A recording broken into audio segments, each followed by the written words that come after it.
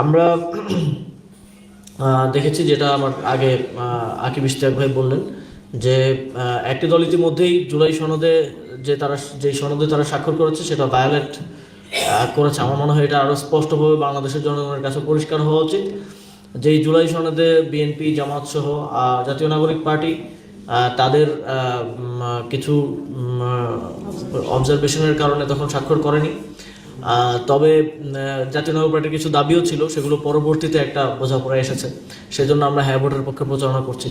কিন্তু জুলাই সনদে স্বাক্ষর করেও একেবারে নিজেদের ইশতেহারেই সেই মানুষ তো ভোটের আগে একরকম বলে, নির্বাচনে জয়ী হয়ে আসার পরে পল্টি নেয়। আপনারা তো নির্বাচনের আগেই এক ধরনের জনগণের সাথে প্রতারণা করার প্রক্রিয়া আমরা দেখলাম। বিএনপির ইশতেহারে আমরা দেখলাম যে উচ্চ কক্ষ গঠনের যে প্রক্রিয়া, ভোটের সংখ্যানুপাতিক হারে হওয়ার কথা, সেটা এখন আসনের সংখ্যানুপাতিক হারে ওনারা বলছেন। এবং আরও কয়েকটি বিষয় স্পেসিফিকলি আকিব ভাই যেগুলো বললেন, সেখানে তারা একেবারে জুলাই সনদের কন্ট্রাডিক্টরি অবস্থান নিয়েছেন। এবং সেটা তারা গণভোটে হ্যাঁ বিজয়ী হলে কিংবা না হলে এ ধরনের কোনো শর্ত সাপেক্ষে নয়, সরাসরি বলছেন। তো সেক্ষেত্রে আমরা শঙ্কা করছি যে গণভোটে হ্যাঁ ভোট বিজয়ী হলেও যদি তারা সরকার গঠন করে, তারা জুলাই সনদের বাস্তবায়নটা করবে না। এটা একটা জনগণের সাথে প্রতারণা হওয়ার সম্ভাবনা আমরা স্পষ্টভাবেই দেখছি। সেটা বাংলাদেশের জনগণের কাছে খুব স্পষ্ট থাকা উচিত, যাতে এটা তাদের ভোট তো দুইটা ব্যালটে, তাদের বিবেচনায় তারা নিয়েই তাদের ভোটাধিকার প্রয়োগ করেন। সবচেয়ে সুস্বাদু হালিম, রাঁধুনি হালিম। হালিম হোক রাঁধুনি হালিম। আমরা দেখছি, আমরা গতকালকে রয়টার্সে একটি দলের প্রধানের বক্তব্য দেখলাম যে শেখ হাসিনার সন্তানরা যদি মানে জনগণ যদি চায়, তাহলে শেখ হাসিনার সন্তানরা রাজনীতিতে ফিরতে পারে। আসলে জনগণ যদি শেখ হাসিনা বা তার সন্তানদের রাজনীতিতে ফেরাতেই চাইতো, তাহলে বাংলাদেশে একটা অভ্যুত্থানের মধ্য দিয়ে শেখ হাসিনার পতন ঘটাইতে হইতো না। বাংলাদেশের 1400 মানুষের জীবন দেওয়ার তো তাহলে কোনো পয়েন্টই নাই। জনগণ আসলে 1975 সালেও বাকশাল চায় নাই। বাকশালকে একটা সেনা অভ্যুত্থানের মধ্য দিয়ে বাকশালের পতন হয়েছিল। কিন্তু জিয়াউর রহমান, তাকে আমরা অনেক শ্রদ্ধা করি, তিনি বাংলাদেশের একটা জুরিহীন অবস্থা থেকে বাংলাদেশকে একটা জায়গায় নিয়ে এসেছিলেন। কিন্তু তিনি তার জীবনে একটা ভুল করেছিলেন। তিনি শেখ মুজিবের যিনি বাকশাল প্রতিষ্ঠা করেছিলেন, তার মেয়েকে বাংলাদেশে রাজনীতি করার সুযোগ দিয়েছিলেন। ফলে আমাদেরকে 17 বছরে গুম, হত্যা এবং শেষ জুলাই গণঅভ্যুত্থান সহ হাজার হাজার মায়ের বুক খালি হয়েছে।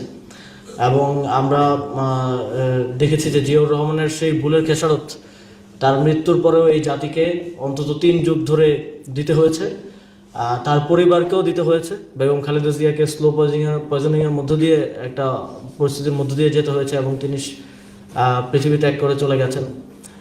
আমার মনে হয় কোনো কোনো রাজনৈতিক দল ক্ষমতার লোভে এতটাই অন্ধ হয়ে গেছে, এবং কোনো কোনো নেতা যে তার মায়ের সাথে কি পরিণতি হয়েছিল আওয়ামী লীগকে ফিরিয়ে আনার ফলে, সেটাও তারা ভুলে গেছে আর কি।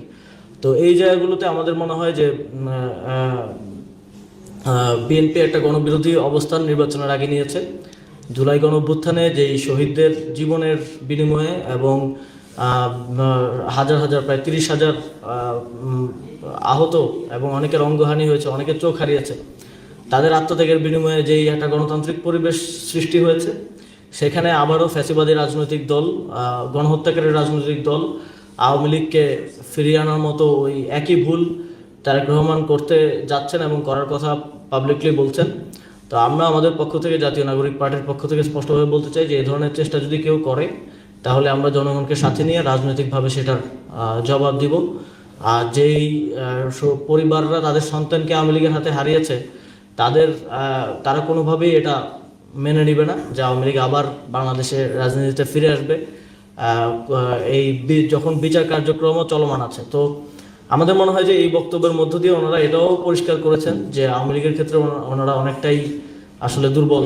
এবং এটা আরেকটা শঙ্কার উদ্রেক করে, সেটা হচ্ছে আমরা মনে করি না যে বিএনপি ক্ষমতায় আসলে আওয়ামী লীগের যেই গণহত্যা এবং বিগত 17 বছরের দুর্নীতি থেকে শুরু করে যা যা তারা করেছে, সেটার কোনোটারই বিচার হওয়ার কোনো সম্ভাবনা আছে।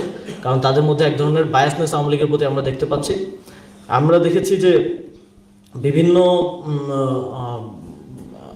লবিস্ট ফার্ম নিয়োগ দেওয়া হয়েছে গণঅভ্যুত্থানের পর থেকে আওয়ামী লীগকে আবার রাজনীতিতে ফিরিয়ে আনার জন্য, রাজনীতিতে আবার প্রাসঙ্গিক করে তোলার জন্য। আমরা দেখেছি যে বিভিন্ন টকশোজীবীরা টকশোতে গিয়ে বলছে যে 20% ভোটার ভোটই দিতে আসবে না, তাহলে একটা অংশগ্রহণমূলক নির্বাচন কিভাবে হয়।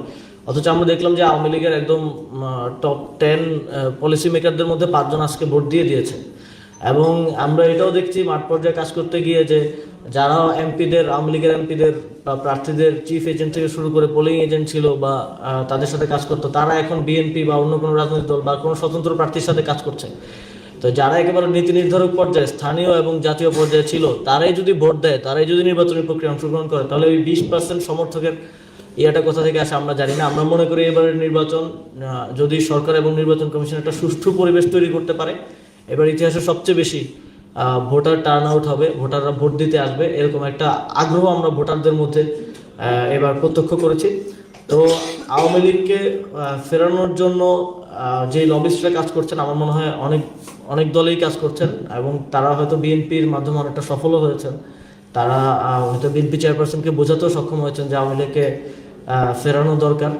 তবে এটাও বাংলাদেশের মানুষের কাছে স্পষ্ট হওয়া উচিত যে বাংলাদেশের জনগণ যেই দুঃখ দুর্দশার মধ্য দিয়ে, যে অত্যাচার, নিপীড়ন, গুম খুনের মধ্য দিয়ে বিগত 17টা বছর গেছে, বিএনপি আবার তাদেরকে ফিরিয়ে আনার কথা বলছে। তো আওয়ামী লীগ, বিএনপির আশা আর আওয়ামী লীগের আশার মধ্যে কোনো পার্থক্য আমরা এই মুহূর্তে দাঁড়িয়ে আমরা দেখতে পাচ্ছি না। এবং আমার মনে হয় এটা বিএনপির ওই নেতাকর্মীদের প্রতি এক ধরনের প্রতারণা, যারা আওয়ামী লীগের সময়ে যারা ব্যবসা করতে পারে নাই, চাকরি করতে পারে নাই, যারা রাজপথে জীবন দিয়েছে, যারা জেল খেটেছে। নেতারা সহজেই প্রতারণাটা করতে পারে, কারণ নেতারা তো হয়তো লন্ডনে ছিল বা বিভিন্ন জায়গায় আরামায় এসে জীবনযাপন করেছে, কিন্তু যেই নেতাকর্মীরা মাঠ পর্যায়ে ছিল, পরিশ্রম করেছে, কষ্ট করেছে, রক্ত দিয়েছে, ঘাম জড়িয়েছে, তাদের জন্য তাদেরও আই থিঙ্ক এটা নিয়ে স্পিক আউট করা উচিত। এবং আওয়ামী লীগ নিষিদ্ধের যে আন্দোলনটা হয়েছিল বাংলাদেশে, সেখানে দলমত নির্বিশেষে সকল রাজনৈতিক দলের অংশগ্রহণ ছিল এবং একরকম সকল রাজনৈতিক দলের কনসেন্টের ভিত্তিতেই নিষিদ্ধ করা হয়েছিল। তা আমরা প্রত্যাশা করব এই ধরনের গণবিরোধী অবস্থান কোনো রাজনৈতিক দল নেবে না, এবং কোনো রাজনৈতিক দল যদি নেয়, আমরা বিশ্বাস করি বাংলাদেশের জনগণ তাদেরকে তাদের ম্যান্ডেট দেওয়ার ক্ষেত্রে প্রত্যাখ্যান করবে।